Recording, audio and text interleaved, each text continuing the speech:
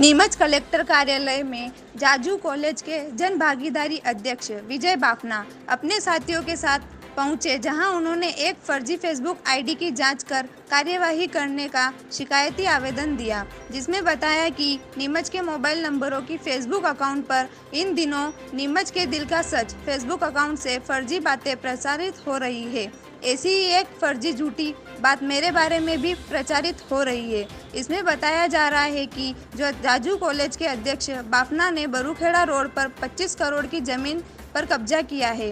बगैर नाम लिखे इस फेसबुक पोस्ट में किसी नेताजी का भी जिक्र है, जिसमें कहा गया है, नेताजी आपके लोग नीमच को बेच रहे हैं। नेताजी कौन है यह छुपाया गया है। हमारा मानना है यह सब कुछ चुनाव में किसी उम्मीदवार को झूठे आधार पर डैमेज करने का खेल खेला जा रहा है, जो अनुचित होकर कानूनी रूप से अपराध बनता है। यह फर्जी फेसबुक अकाउंट लंदन से संचालित होना बताया जा रहा है। इस फर्जी फेसबुक अकाउंट पर जो झूठा प्रचारित किया जा रहा है, उस अकाउंट पर लाइक करने वाले जो लोग सामने आ रहे हैं, उसमें भाजपा जिला अध्यक्ष पवन पाटीदार से जुड़े लोग हैं। इससे हमारा यह भी मानना है कि ऐसे लोग जो लाइक कर रहे हैं वो नीमच में भाजपा उम्मीदवार को डैमेज करने के लिए यह खेल खेल रहे हैं। आवेदन में विजय बाफना ने फेसबुक आईडी के स्क्रीनशॉट और जो पोस्ट डाली है उसे संलग्न किया है और मांग की है कि ऐसी झूठी बातें प्रसारित करने वाले पर कठोर कार्रवाई की जाए। शिकायत का मूल उद्देश्य और मूल कारण ये है कि नीमच के दिल का सच जो फर्जी फेसबुक अकाउंट बनाकर जिस प्रकार से भ्रांतियाँ फैलाई जा रही है, जिस प्रकार से अनगढ़ बातें अपशब्दों का प्रयोग किया जा रहा है, सतत और निरंतर काफ़ी लंबे समय से इनने चला रखी है, विगत 5-7 दिन से। और आज जब मैंने जैसा ही देखा तो ये आरोप मेरे पे लगाया गया है इस फर्जी फेसबुक आईडी के माध्यम से कुछ तथाकथित लोगों ने, जिनका कार्य जिस प्रकार से जो चल रहा है अभी वर्तमान में, उसको ध्यान में रखते हुए इन्होंने मेरे ऊपर एक फर्जी आरोप लगाया है कि जाजू कॉलेज का अध्यक्ष विजय बाफना ने 25 करोड़ की ज़मीन बरूखेड़ा रोड पर अवैध रूप से शासकीय ज़मीन पर कब्जा किया है।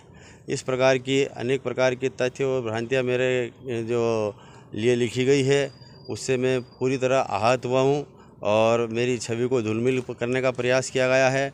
और जो ये कृत्य कर रहे हैं फर्जी रूप से, अवैध रूप से, जो बिना किसी के नाम से इस प्रकार की ऐप बनाकर, फर्जी आइडिया बनाकर ये जो शहर का वातावरण भी फीजा बिगाड़ने का काम कर रहे हैं। अभी चुनावी माहौल है और इस प्रकार का जो कृत्य कर रहे हैं, निश्चित रूप से मैं सम्मानीय एसपी साहब और कलेक्टर साहब के पास ये ज्ञापन देना आया हूँ।